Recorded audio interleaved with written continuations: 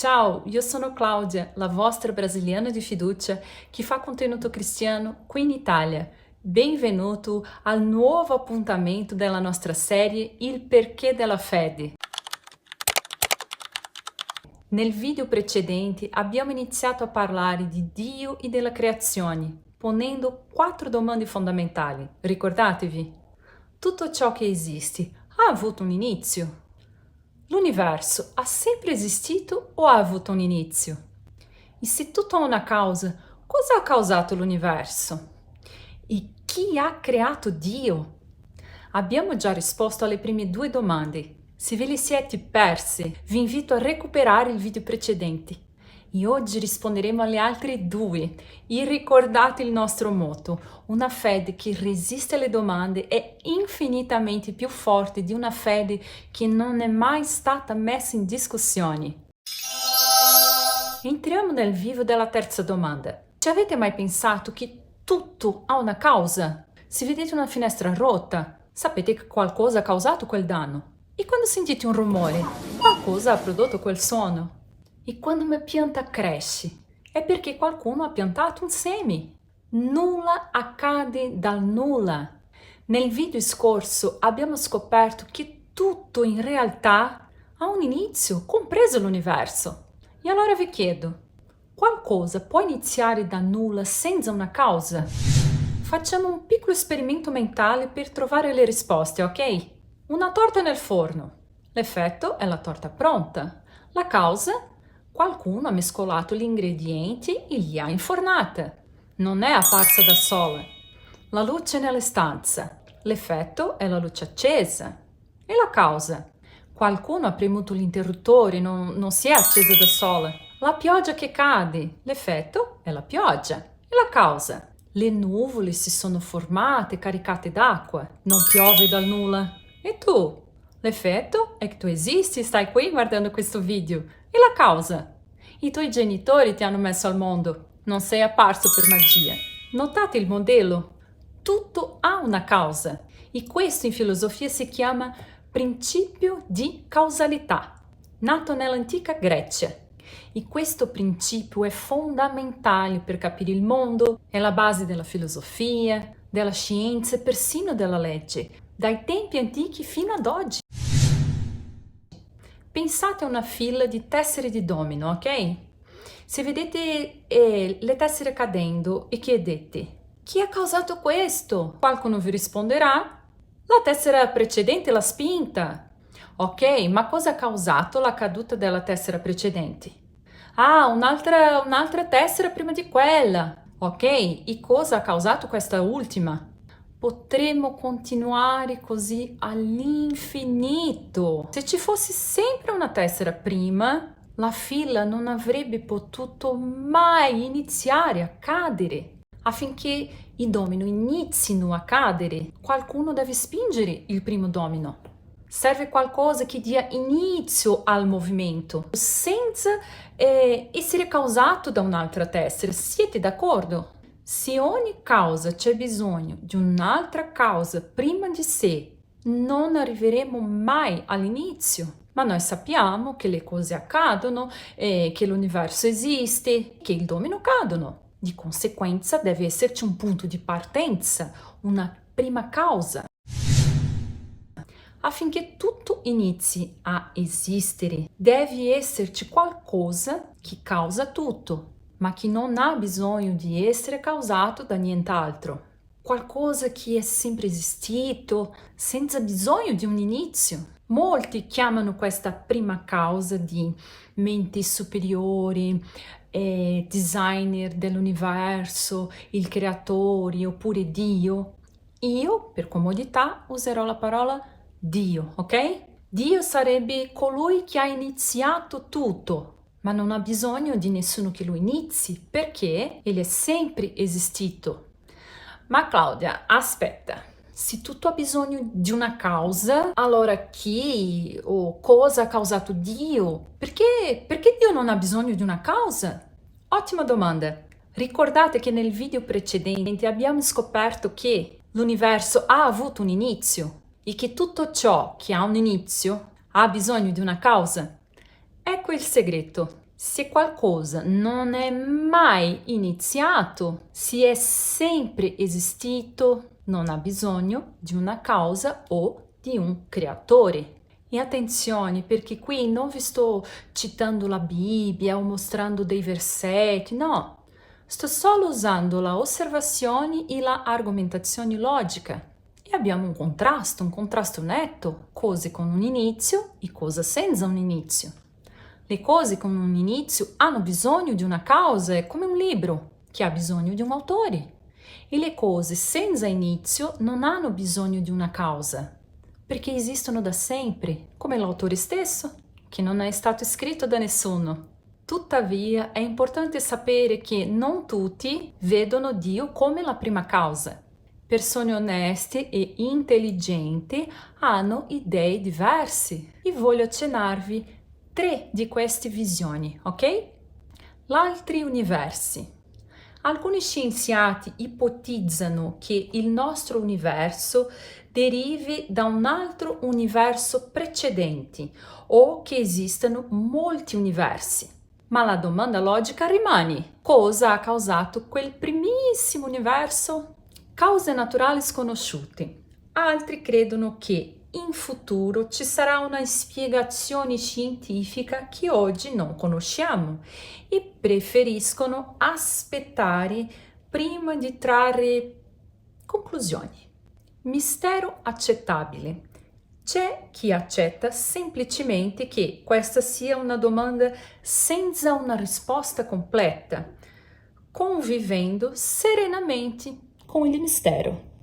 L'importante è rispettare le diverse visioni e continuare a pensare con onestà. Ma proprio come Dio può essere la prima causa dell'universo, ricordate che tu sei la causa di molte cose. Le tue scelte causano effetti nella tua vita e in quella degli altri. Le cose non succedono per caso, esiste un proposito.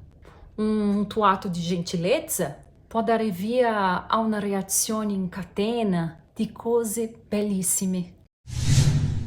E siamo arrivati alla quarta domanda. Chi ha creato Dio? Se Dio ha creato l'universo, cosa o chi ha creato Dio? Voglio esplorare queste questioni con cura e rispetto insieme a voi. E per rispondere dobbiamo iniziare a pensare a Dio in modo completamente diverso da come pensiamo alle cose che si trovano dentro l'universo. È una domanda naturale e importantissima, seguite il mio ragionamento. In base a quello che ci siamo detti dall'inizio di questa serie, abbiamo capito che il nostro cervello è programmato per percepire schemi e applicare queste regole a tutto. Quindi, se notiamo lo schema in cui ogni cosa intorno a noi ha un inizio e una creazione, seguiremo la corrente e concluderemo. Se tutto è creato, allora lo è anche Dio. Ed è qui che sorge il dilemma. Se Dio è creato, chi ha creato il creatore di Dio e chi ha creato quest'altro? Diventa una catena infinita che non finisce mai. Il punto è che o le cause continuano per sempre all'infinito, e abbiamo già visto che logicamente questo non ha senso, oppure c'è qualcosa di completamente diverso riguardo a Dio. È vero che non conosciamo niente, nulla di simile nell'universo, ma se Dio esiste, per definizione sarebbe proprio così. Esistente per se stesso, senza inizio e senza bisogno di nulla per esistere. È difficile da immaginare perché non abbiamo un termine di paragone, ma ha un profondo senso logico. La domanda chi ha creato Dio parte da un presupposto sbagliato. Dà scontato che Dio sia come le altre cose create dell'universo, cioè dipendenti e con un inizio, quando invece Lui non lo è. Per definizione Dio è eterno, indipendente e la ragione di tutto. Ed eterno perché non ha inizio, ha sempre esistito. È indipendente perché non ha bisogno di cibo, di luce, di aria. Esiste per se stesso. E la ragione di tutto, invece di aver bisogno di esistere per un motivo, Dio è il motivo per cui esiste tutto il resto. Chiedere chi ha creato Dio è come chiedere qual è il colore del suono, quanto pesa un sogno. Sono domande che semplicemente non si applicano al soggetto. Dio è il tipo di essere che per sua stessa natura non può essere creato. Se questa linea di pensiero ti sembra nuova o difficile da capire, facciamo 3 piccoli esempi per aiutare, ok? Il cerchio perfetto. Un cerchio non ha né inizio né fine. La linea continua sempre, sempre. Certo, noi possiamo disegnarlo, ma l'idea geometrica di un cerchio è che non ha un punto di inizio, neanche un punto di fine. E Dio è così. La linea dei numeri. I numeri non iniziano e non finiscono mai. C'è sempre un numero più grande o uno più piccolo. Nessuno ha creato i numeri, semplicemente sono. E Dio è ancora più fondamentale di questo. Un altro esempio, la fonte di luce. Una lampadina emana luce, ma non ha bisogno di un'altra lampada esterna per farla brillare. Lei è la fonte. E Dio è la fonte di tutta la esistenza, senza bisogno di una fonte per se stesso. Magari qualcuno starà pensando, ah Claudia, ma tu stai dicendo che Dio non ha bisogno di un creatore solo per evitare di rispondere a una domanda difficile. E io vi invito a pensarci con onestà. Questa non è una fuga, è pura logica. Abbiamo solo 2 opzioni. O le cause continuano all'infinito, ma abbiamo visto che è impossibile, oppure esiste qualcosa che non ha bisogno di una causa. E siamo sinceri, la seconda opzione ha molto più senso. E se esiste qualcosa del genere, ha senso chiamare Dio.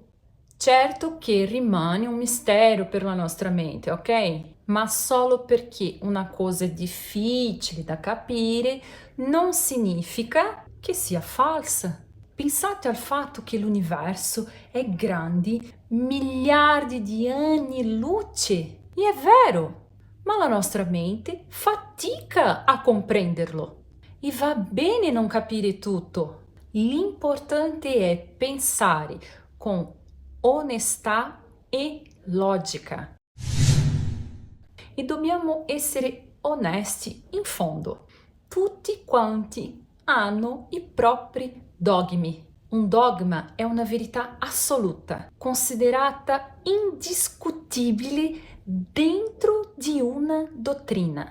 Vediamo come le altre visioni affrontano questo mistero. La visione atea. Chi non crede in Dio sostiene che l'universo esista e basta, e che un giorno la scienza spiegherà tutto. Ma ci avete mai pensato? Dire che un giorno la scienza spiegherà tutto non è una risposta, è solo la giustificazione del proprio dogma. Inoltre, l'ateismo difende l'assenza di un proposito. Tutto sarebbe frutto del caso, ma in un dibattito di alto livello, se tutto è un caso, allora non esiste un vero scopo indietro a nulla e di conseguenza non esiste una base oggettiva per definire il bene e il male, il giusto e lo sbagliato. L'ateismo non ha argomenti per giustificare una base morale comune. La visione agnostica. La parola agnostico significa non posso conoscere. Chi ha questa visione preferisce vivere nella certezza dell'incertezza, affermando che esiste un mistero che non può essere svelato. Di fatto, l'agnosticismo non ti offre una risposta. Sfugge alla domanda. non spiega l'inizio di tutto e non fornisce alcuna base per definire i valori morali, il bene o il male. Le altre religioni, molte fedi diverse, concordano sul fatto che Dio è eterno e mai creato, anche se cambia il modo in cui ognuna vede o percepisce questo Dio. Ricordate, dobbiamo sempre rispettare le persone, anche quando non siamo d'accordo con le loro idee. Si può dissentire con estrema gentilezza e continuare a imparare uni dagli altri. Sapere che esiste qualcosa di eterno e immutabile, così come Dio, può portare un grande conforto. In un mondo dove tutto cambia alla velocità della luce, Dio è una base solida. E ricordate, Dio non ha paura delle nostre domande, Dio non si arrabbia con le nostre domande. Porsi dei quesiti fa parte del percorso di crescita spirituale. Pensare a tutto questo ci aiuta a capire Dio in modo più profondo, affinché limitarsi a memorizzare delle risposte pronte o ripetere a memoria un discorso imparato dalla mamma, dalla nonna o da qualcuno. Nel prossimo video alzeremo ancora di più il tiro e parleremo di un tema caldissimo: il bene e il male, il giusto e lo sbagliato. Non perdetevelo, iscrivetevi al canale, attivate la campanella e lasciate un commento con la vostra riflessione. Che Dio vi benedica e alla prossima!